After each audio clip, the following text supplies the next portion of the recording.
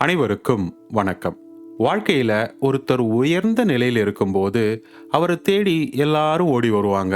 மதிப்பும் மரியாதையும் கேட்காமலேயே கொடுப்பாங்க. அந்த மனிதரை சுத்தி ஒரு பெரிய கூட்டமே இருக்கும். ஆனா ஏதோ ஒரு காரணத்தினால அவர் சம்பாதிச்ச பணம், பதவி, புகழ் எல்லாத்தையும் இழந்துட்டா நிலைமை கொஞ்சம் கீழே இறங்கிடுச்சுன்னா போதும். முன்னாடி சுத்தி சுத்தி வந்தவங்க எல்லாம் எட்டி நின்று வேடிக்கை பார்க்க ஆரம்பிச்சிடுவாங்க. அந்த மனிதருக்கு இது கொடுக்குற மன உளைச்சல் இருக்கே, அது அவர் இழந்த மற்ற எல்லாத்த விடவும் ரொம்ப மோசமா இருக்கும். நாம அன்றாட வாழ்க்கையிலேயே இதை நிறைய பார்த்துருப்போம். ஒரு காலத்துல பெரிய புகழோட வெளிச்சத்தில் இருந்தவங்க அப்படியே சுருண்டு போய் அவங்க இருக்கிற இடமே தெரியாம போயிடுவாங்க. இப்படி மற்றவங்களால புறக்கணிக்கப்பட்டு அந்த அவமானத்தால ஏற்படுற வலியிலிருந்து எப்படி மீண்டு வர்றது, இழந்ததை எல்லாம் திரும்ப எப்படி அடையிறது அப்படிங்கறத தான் இன்னைக்கு நாம ஒரு கதை மூலமா பார்க்க போறோம். இப்போ கதைக்கு போவோம். அருண் ஆபீஸ்க்கு வந்து தன்னோட சீட்ல உக்காந்ததும் அவரோட மேனேஜர் கிட்ட இருந்து ஃபோன் வந்துச்சு. அருணுக்கு ஒரே குஷி. ஏன்னா அந்த வருஷத்துக்கான சம்பள உயர்வும் பதவி உயர்வும் இன்னைக்கு வரும் அப்படின்னு அவர் எதிர்பார்த்துக்கிட்டு இருந்தாரு. மேனேஜர் கூப்பிட்டதும் அவருக்கு ரொம்ப சந்தோஷமாயிடுச்சு. வேகமா மேனேஜர் ரூமை நோக்கி நடக்க ஆரம்பிச்சாரு. அருண் மேனேஜர் ரூமுக்கு போனதும் குட் மார்னிங் ஜீவா அப்படின்னு சொல்லிட்டு, என்ன விஷயம் சார் கூப்பிட்டு இருக்கீங்க அப்படின்னு கேட்டாரு.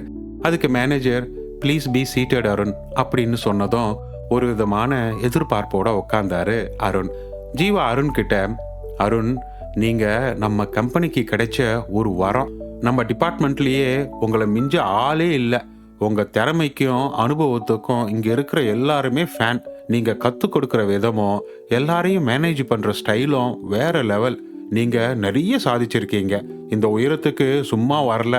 உங்களை மாதிரி ஒருத்தரை பார்க்கறதே கஷ்டம் அப்படின்னு ஜீவா சொல்ல சொல்ல அருணுக்கு சந்தோஷம் தாங்கல.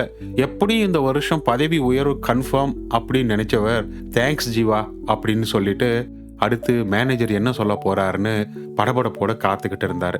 இப்ப ஜீவா, அருண், போன வருஷம் நம்ம கம்பெனி சரியா போகலன்னு உங்களுக்கு தெரியுமில்ல. நம்ம கம்பெனியோட ஷேர் வேல்யூ எல்லாம் பயங்கரமா கீழே போயிடுச்சு அப்படின்னு சொன்னாரு. அருணுக்கு கொஞ்சம் குழப்பமா இருந்துச்சு. ஆமா சார், எனக்கு தெரியும். ஆனா நம்ம டிபார்ட்மெண்ட் நல்லா தானே போச்சு அப்படின்னு கேட்டாரு. அதுக்கு ஜீவா, ஆமா அருண், நீங்க சொல்றது உண்மைதான். ஆனா நம்ம பெரிய அதிகாரிகள் எல்லாம் நஷ்டத்தை சரி கட்டுறதுக்காக எல்லா டிபார்ட்மெண்ட்லயும் கொஞ்சம் செலவை குறைக்க முடிவு பண்ணியிருக்காங்க அப்படின்னு சொன்னாரு. இதை கேட்ட அருண், ஆஹா, இது சரியில்லையேன்னு நினைச்சவர், என்ன சொல்ல வர்றீங்க ஜீவா அப்படின்னு கேட்டாரு. அதுக்கு ஜீவா, அருண், நம்ம டிபார்ட்மெண்ட்லயும் நாங்க செலவை குறைக்கிறதா முடிவு பண்ணியிருக்கோம் அப்படின்னு சொன்னாரு. இதை கேட்டதும் அருணுக்கு லேசா பயம் வந்துடுச்சு. அப்படின்னா என்ன அர்த்தம்? எனக்கு இந்த வருஷம் சம்பள உயர்வு இல்லையா அப்படின்னு கேட்டாரு. மேனேஜர் ஜீவா கொஞ்சம் சோகமான முகத்தோட, அருண், நம்ம டிபார்ட்மெண்ட்லயே நீங்க தான் அதிக சம்பளம் வாங்குற மேனேஜர். அதனால கம்பெனி உங்களை வேலையிலிருந்து நிறுத்திட முடிவு பண்ணியிருக்காங்க அப்படின்னு சொன்னதும் அருணுக்கு ஷாக் ஆயிடுச்சு. அப்படியே அதிர்ச்சியில உறைஞ்சு போயிட்டாரு. கோபம் வந்துடுச்சு அவருக்கு. ஜீவா, இது ரொம்ப அநியாயம். நான் இந்த டிபார்ட்மெண்ட்லயே டாப் பர்ஃபார்மர். கழுத மாதிரி இந்த கம்பெனிக்கு உழைச்சிருக்கேன். எனக்கு நீங்க கொடுக்குற மரியாதையா இது? வேலையை விட்டு தூக்குறீங்களே, இது என்ன நியாயம் அப்படின்னு கோபமா கத்தினாரு. அதுக்கு ஜீவா, அருண், உங்க கோபம் எனக்கு புரியுது. நீங்க ரொம்ப அப்செட்டா இருக்கிறது எனக்கு புரியுது. நீங்க வேலையை விட்டு போறது ரொம்ப வருத்தமான விஷயம்தான். ஆனா இதுல நான் எதுவும் பண்ண முடியாது. கம்பெனியோட சீனியர் மேனேஜ்மெண்ட் எடுத்த முடிவு இது. இன்னும் 2 மணி நேரத்துல HR உங்ககிட்ட பேசுவாங்க. செட்டில்மெண்ட் எல்லாம் முடிச்சிட்டு நீங்க கிளம்பலாம். உங்களோட அடுத்த கட்ட முயற்சிகளுக்கு என் வாழ்த்துகள். இப்ப நீங்க போகலாம் ப்ளீஸ் அப்படின்னு சொன்னாரு. அருணால நடக்கிறத எதையுமே நம்பவே முடியல. ஆனா அவருக்கு ஒரு விஷயம் நல்லா தெரிஞ்சது. அவரை வேலையை விட்டு தூக்குறதுன்னு முடிவு பண்ணதுதான். அது இனி மாறாது. அதனால அவர் மெதுவா ரூமை விட்டு வெளியில போக ஆரம்பிச்சாரு. அந்த ஷாக்ல இருந்து வெளியில வர 1 வாரம் ஆச்சு அருணுக்கு. அவர் வாழ்க்கையில இதை எப்பவுமே எதிர்பார்த்ததில்ல. கம்பெனிக்காக கஷ்டப்பட்டு மனசாட்சியோட வேலை செஞ்சோம். கம்பெனி இப்படி நம்மளை வேலையில விட்டு தூக்கிட்டாங்களே அப்படிங்கிறது அவரோட நம்பிக்கைய அடியோட தகர்த்துடுச்சு. இனிமே தன்னோட கரியரும் வாழ்க்கையும் என்ன ஆகுமோ அப்படின்னு பயப்பட ஆரம்பிச்சிட்டாரு. கொஞ்ச நாள் கழிச்சு அருண் ஆபீஸ்ல அவரோட டீம்ல இருந்த ஒரு ஃப்ரெண்டுக்கு ஃபோன் பண்ணி அவருக்கு தெரிஞ்சு ஏதாவது ஜாப் ஓப்பனிங்ஸ் இருக்கா அப்படின்னு கேட்டாரு. அதுக்கு அவரோட நண்பர், சாரி அருண், எனக்கு தெரிஞ்சு எதுவும் இல்லை, இப்போ மார்க்கெட்டும் சரியில்லை அப்படின்னு சொன்னவர், அருண், ஆஃபீஸில் இருந்து ஃப்ரெண்ட்ஸு, டீம் மெம்பர்ஸ் எல்லாம் நாளைக்கு டின்னர் பார்ட்டிக்கு போகிறாங்க, நீங்களும் அங்கே வந்து அவங்க கிட்ட ஏதாவது வாய்ப்பு இருக்கான்னு கேட்டு பாருங்களேன் அப்படின்னு சொன்னார். சரின்னு சொன்ன அருண் பார்ட்டிக்கு போனார். ஆனால் அவருக்கு ஒரு மாதிரியாக இருந்துச்சு. அங்கே இருந்த எல்லாரையும் அவருக்கு நல்லா தெரிஞ்சிருந்தாலும் ஏதோ சங்கடமாக இருந்தது. ஏன்னா இதே இடத்துல அவர் எத்தனையோ டின்னர் பார்ட்டி எல்லாம் வச்சிருக்காரு. அப்பெல்லாம் அவர் தான் சென்டர் ஆஃப் அட்ராக்ஷனாக இருந்தார். ஆனால் இப்போ அவர் ஒரு ஆளாக போய் கலந்துக்கிறாரு. அதனால ஒரு மாதிரியாக இருந்தது அவருக்கு. பார்ட்டியில் அவரோட டீம் ஆளுங்க, ஃப்ரெண்ட்ஸ் எல்லாருமே இருந்தாங்க. சில பேர் அருணை பார்த்து சும்மா கையாட்டிட்டு போயிட்டாங்க. சில பேர், என்னங்க நல்லா இருக்கீங்களா அப்படின்னு கேட்டாங்க. ஆனால் அவர் பதில் சொல்றதுக்கு முன்னாடி அங்கிருந்து எல்லாம் போய்கிட்டே இருந்தாங்க. சில பேர் அருணை பார்த்தும் பார்க்காத மாதிரியே போயிட்டாங்க, பேசவே இல்லை. அருணுக்கு இது ஒரு புது மாதிரியான ஃபீலிங்காக இருந்துச்சு. ரொம்ப கவலையாக இருந்துச்சு. முன்னாடி நடந்த பார்ட்டிங்களில் எல்லாரும் அவர்கிட்ட பேச எப்போ டைம் கிடைக்கும் அப்படின்னு வெயிட் பண்ணுவாங்க. அவங்க எல்லாம் அவர்கிட்ட பர்சனலாக பேசணும் அப்படின்னு நினைப்பாங்க. அவங்க சம்பளம் ஏறுமா, ப்ரொமோஷன் கிடைக்குமா அப்படின்னு எல்லாத்தையும் கேட்பாங்க. எல்லாரும் அவரை சுற்றி நின்று அவங்க வேலையை முடிச்சுக்க பார்த்துப்பாங்க. ஆனால் இப்போ எல்லாரும் அவரை கண்டுக்கவே இல்லை. யாருக்கும் அவர்கிட்ட பேச இன்ட்ரெஸ்டே இல்லை. அருணுக்கு ரொம்ப டிப்ரெஸிங்காக இருந்தது. ரொம்ப சோகமாக இருந்துச்சு. இங்கே நடக்கிறது அவருக்கு சுத்தமாக பிடிக்கல. அதனால் அமைதியாக தனியாக போய் நின்றுக்கிட்டு, ஏன் இவங்க எல்லாம் இப்படி பண்ணுறாங்க அப்படின்னு யோசிக்க ஆரம்பித்தார். அப்போது அவருக்கு ஒரு விஷயம் புரிஞ்சுது. இந்த ஆளுங்க முன்னாடி காமிச்ச மரியாதை எல்லாம் அவருக்கு இல்லை, அவர் ஆஃபீஸில் இருந்த பொசிஷனுக்கு தான். எல்லாரும் அருணோட போஸ்ட்டை தான் மதித்தாங்க, அவரை ஒரு மனுஷனாக மதிக்கலை. அருணுக்கு இது ரொம்ப நல்ல தெளிவாக புரிஞ்சுது. இவ்வளோ நாளாக அவருக்கு க்ளோஸாக இருந்தவங்க இப்போ அவரை பார்க்கவோ பேசவோ கூட விரும்பலை அப்படிங்கிறத அவரால் நம்பவே முடியல.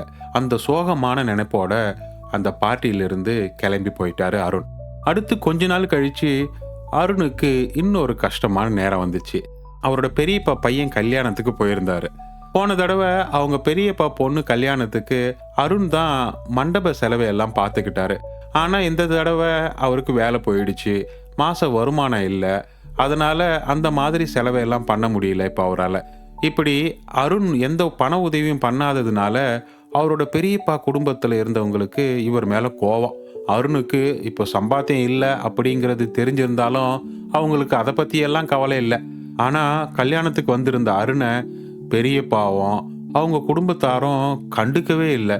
கல்யாணத்தில் அவர் இருக்கிறத யாரும் ஒரு பொருட்டாவே எடுத்துக்கல. அருண் அப்போ தான் நினச்சி பார்த்தாரு, போன தடவை எப்படி எல்லா சொந்தக்காரங்களும் அவர்கிட்ட அவ்வளோ பாசமாக இருந்தாங்கன்னு, எப்படி அவர்கிட்ட அவ்வளோ நெருக்கமாக இருந்தாங்கன்னு நினச்சி பார்த்தாரு. பண உதவி, மற்ற உதவிகள் எல்லாம் கேட்டாங்க. ஆனால் இப்போ எல்லாரும் சுத்தமாக மாறி இருந்தாங்க. அவருக்கு ரொம்ப கஷ்டமாக இருந்துச்சு. தனக்குள்ளேயே நிறைய கேள்விகளை கேட்டுக்கிட்டாரு. நம்ம சொந்தக்காரங்க எல்லாம் நான் நல்லா சம்பாதிச்சதுனாலேயே என்னை மதிச்சாங்க, நான் நிறைய சொந்தக்காரங்களுக்கு பணம் கொடுத்ததுனாலேயே என்னை மதிச்சாங்க, அப்போது அவங்க என் மேலே காமிச்ச அன்பு எல்லாம் பணத்துக்காகத்தானா? என் மேலே யாருக்கும் மதிப்பு இல்லையா? என்கிட்ட இருக்கிற பணத்துக்கு தான் மதிப்பா? இது என்ன மாதிரியான உலகம் அப்படின்னு நொந்து போய் ரொம்ப வருத்தப்பட்டாரு. கல்யாண மண்டபத்தில் ஒரு ஓரமாக உட்கார்ந்திருந்த அவருக்கு அங்கே இருக்க பிடிக்கல. அதனால கல்யாண மண்டபத்தை விட்டு வெளியில் வந்துட்டாரு. இவ்வளோ கஷ்டம் இருந்தாலும் அருண் வேலை தேடிக்கிட்டு தான் இருந்தார். ஆனால் அவரோட எக்ஸ்பீரியன்ஸுக்கோ சம்பளத்துக்கோ ஏற்ற மாதிரி வேலை எதுவும் கிடைக்கல. ஆனால் அவருக்கு தெரிஞ்சவங்க, நண்பர்கள், சொந்தக்காரங்க அவரை மதிக்காம அவமானப்படுத்தினதை அவரால் இன்னும் ஏற்றுக்க முடியல, ஜீரணிக்க முடியல. எவ்வளோ பேர் என்னால் பலன் அடைஞ்சிட்டு இப்போ என்னை ஒரு பொருட்டாவே மதிக்காம இருக்காங்க அப்படின்னு ரொம்ப மன கஷ்டப்பட்டாரு. இப்படிப்பட்ட சூழ்நிலையில அவருக்கு இன்னொரு மோசமான நாள் வந்துச்சு. அவர் இருந்த அப்பார்ட்மெண்ட்ல அருண் ரொம்ப ஃபேமஸாக இருந்தார். ஏன்னா அப்பார்ட்மெண்ட் அசோசியேஷனை ரொம்ப நல்லா நடத்தினாரு. அங்கே வர சண்டைகளை எல்லாம் அவர் தான் தீர்த்து வச்சாரு. எல்லா விஷயங்களையும் அவரே முன்னிருந்து நடத்தினாரு. அதனால அவர் எல்லாரும் நல்லா மதிச்சாங்க. எந்த ஃபங்க்ஷன்னாலும் நிறைய பேர் அவர்கிட்ட தான் ஆலோசனை கேட்பாங்க. அவர் அசோசியேஷன் செக்ரட்டரியாக இருந்ததால அசோசியேஷனுக்காக எந்த முடிவு எடுக்கவும் அவருக்கு முழு அதிகாரம் கொடுத்துருந்தாங்க. இந்த நிலையில தான் அசோசியேஷன் மீட்டிங்க்கு எல்லாரும் போறத பார்த்தாரு அருண். ஆனா அவரை யாருமே கூப்பிடல. அப்புறம் தான் தெரிஞ்சது அவர் இனிமே அசோசியேஷன் செக்ரட்டரி இல்ல அப்படிங்கிறது. இந்த மாற்றத்தை யாருமே அவர்கிட்ட சொல்லல அப்படிங்கிறத அவரால நம்பவே முடியல. இருந்தாலும் அவரும் மீட்டிங்க்கு போனாரு. ஆனா அங்க யாருமே அவரை கண்டுக்கல. அவர் அங்க நின்னு எல்லாத்தையும் நடக்கிறத பார்த்துக்கிட்டே இருந்தாரு. அருண் அப்பதான் நினைச்சு பார்த்தாரு, அவர் எவ்வளவு ஃபேமஸா இருந்தாருன்னு, எல்லாரும் அவரை எப்படி மதிச்சாங்கன்னு. ஆனா வேலை போய் பணம் இல்லாம போனதும் எல்லாரும் எப்படி மாறிட்டாங்க, அவர் எவ்வளவு சீக்கிரம் இப்படி புகழ் இல்லாத மனிதரா மாறிட்டாருன்னு நினைக்க நினைக்க அவருக்கு அழுகியே வந்துடும் போல இருந்துச்சு. இப்போ அவர் ஒரு விஷயத்த ரொம்ப தெளிவா புரிஞ்சுக்கிட்டாரு. எல்லாரும் அவரை ஏன் மதிச்சாங்க, மரியாதை கொடுத்தாங்கன்னா, அவர் ஒரு பெரிய கம்பெனியில பெரிய போஸ்ட்ல இருந்து நிறைய சம்பாதிச்சு நல்ல வாழ்க்கையை வாழ்ந்ததுனால தான். ஆனா இப்போ அதெல்லாம் போயிடுச்சு. அவரோட புகழும் போயிடுச்சு. இவங்க மதிச்சதெல்லாம் அவரோட பொசிஷனையும் பணத்தையும் ஆடம்பரமான வாழ்க்கையையும் தான். அருணோட நல்ல எண்ணத்தையும் குணத்தையும் இல்லை அப்படிங்கிறத நல்லா தெரிஞ்சுக்கிட்டாரு. அருணுக்கு அங்க ஒரு நிமிஷம் கூட இருக்க பிடிக்கல. அந்த இடத்த விட்டு எழுந்து வெளியில போயிட்டாரு. இப்படி அருணுக்கு அடுத்தடுத்து ஏற்பட்ட அவமானம், அவமரியாதையால அவர் ரொம்ப மன உளைச்சலுக்கு உள்ளாயிட்டாரு. நம்பிக்கைய சுத்தமா இழந்துட்டாரு. இப்படி இந்த சமூகத்துல தான் ஒரு செல்லா காசா ஆயிட்டோமே, தான் நிலைமை இப்படி ஆயிடுச்சேன்னு வருத்தப்பட்டுக்கிட்டு ஒரு நாள் ஒரு பார்க்ல உட்காந்துக்கிட்டு இருந்தாரு அருண். அப்போ அருணோட ஸ்கூல் டீச்சர் நடந்து போய்கிட்டு இருக்கிறத பார்த்தாரு. சட்டுன்னு அவர்கிட்ட போய் பேசி தான் மனசுல இருக்கிறத எல்லாத்தையும் கொட்டணும்னு தோணுச்சு அருணுக்கு. அவரோட ஆசிரியர் ரொம்ப நல்ல ஆசிரியரா இருந்தாரு. பசங்க மேல எப்பயும் அக்கறையா இருப்பாரு. அவங்க நல்லா படிக்கணும்னு உண்மையாவே நினைப்பாரு. இப்போ அருண் அவரோட ஆசிரியருக்கு வணக்கம் சொன்னாரு. ஆசிரியர் அருணை பார்த்து, நீ என் ஸ்டூடெண்ட் தானே, என்னப்பா நல்லா இருக்கியா அப்படின்னு கேட்டாரு. அதுக்கு அருண், ஆமா சார், நான் உங்க ஸ்டூடெண்ட் தான். உங்களை பார்த்தது எனக்கு ரொம்ப சந்தோஷம். ஆனா நான் இப்ப நல்லா இல்லை சார் அப்படின்னு சொன்னாரு அருண். ஆசிரியர் இது கேட்டதும் என்னாச்சு அப்படின்னு கேட்டாரு. அருண் நடந்த எல்லாத்தையும் ஆசிரியர்கிட்ட சொன்னாரு. கடைசியா, சார், நான் இது வரைக்கும் சம்பாதிச்ச எல்லாத்தையும் இழந்துட்டேன். ரொம்ப தாழ்ந்த நிலைக்கு போயிட்டேன். என்ன பண்றதுன்னு எனக்கு தெரியல அப்படின்னு சொன்னாரு. அதுக்கு ஆசிரியர், உங்க முகத்தை பார்த்தாலே தெரியுது, உன் மனசுல ஏதோ பாரம் இருக்குன்னு சொன்னாரு. அதுக்கு அருண் லேசா கண் கலங்கியபடியே, ஆமா சார், எல்லாமே போச்சு.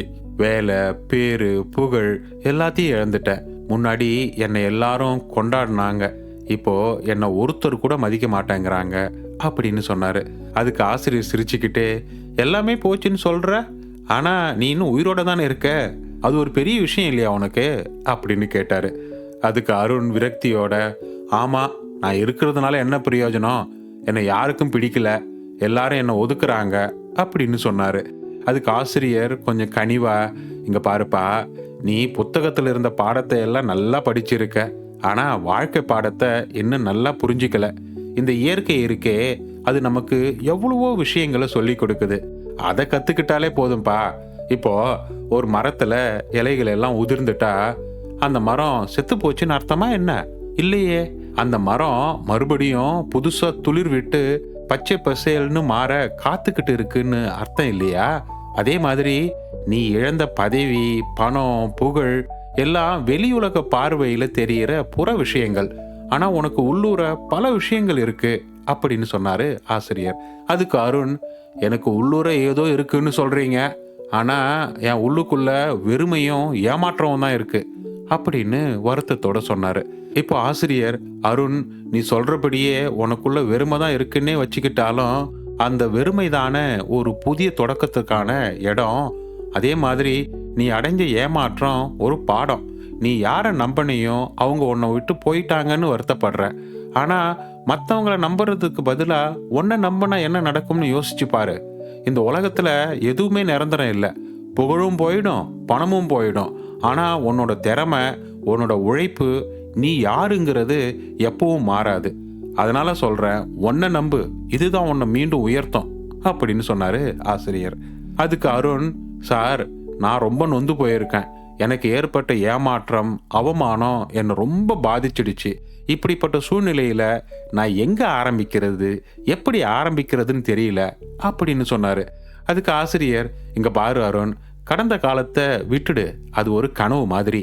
எதிர்காலத்தை பத்தி கவலைப்படாத, நிகழ்காலத்துல கவனத்தை செலுத்து, புதிய விஷயங்களை கத்துக்கோ அப்படின்னு சொல்லிக்கிட்டே அங்க மரத்தடியில் இருந்த ஒரு விதையை எடுத்து அருண் கிட்ட கொடுத்தாரு. அதை கையில வாங்கின அருண், என்ன சார், இந்த விதையை வச்சுக்கிட்டு நான் என்ன பண்ணட்டும் அப்படின்னு கேட்டார். அதுக்கு ஆசிரியர், அருண், இது விதைதான்.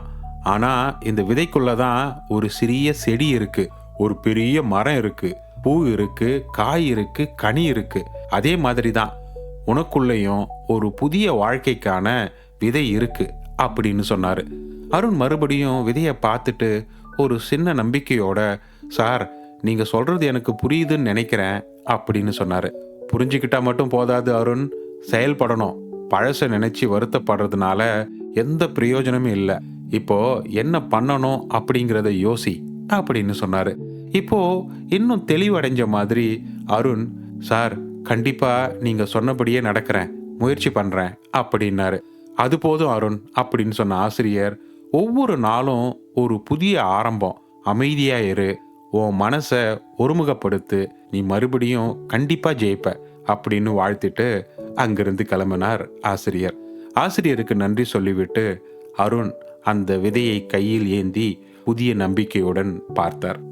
நண்பர்களே, வாழ்க்கையில உங்க நிலைமை கொஞ்சம் இறங்கி வந்தா, உங்களை யாரும் மதிக்காம அவமானப்படுத்தினா, அதையெல்லாம் சமாளிச்சு இந்த சவால்கள் எல்லாம் வாழ்க்கையோட ஒரு அங்கம் அப்படிங்கிறத புரிஞ்சுக்கிட்டு அதையெல்லாம் எதிர்கொண்டு எப்படி மீண்டு எழுந்து வெற்றி அடைகிறது அப்படிங்கிறத இந்த கதை உணர்த்தியிருக்கோம் அப்படின்னு நான் நம்புறேன். அப்படி ஒரு தெளிவை கொடுத்திருந்தா, ஒரு புரிதலை கொடுத்திருந்தா இந்த வீடியோவை லைக் பண்ணுங்க, உங்க ஃப்ரெண்ட்ஸ் அண்ட் ஃபேமிலிக்கு ஷேர் பண்ணுங்க. இன்னும் நம்ம சேனலை சப்ஸ்கிரைப் பண்ணாம இந்த வீடியோவை பார்த்துக்கிட்டு இருக்கீங்கன்னா ப்ளீஸ் சப்ஸ்கிரைப். உங்க வாழ்க்கையில நீங்க நினைச்ச காரியங்கள் வெற்றி பெற என்னுடைய மனமார்ந்த வாழ்த்துகள். மற்றும் ஒரு பயனுள்ள வீடியோவுடன் உங்களை விரைவில் சந்திக்கிறேன். நன்றி நண்பர்களே.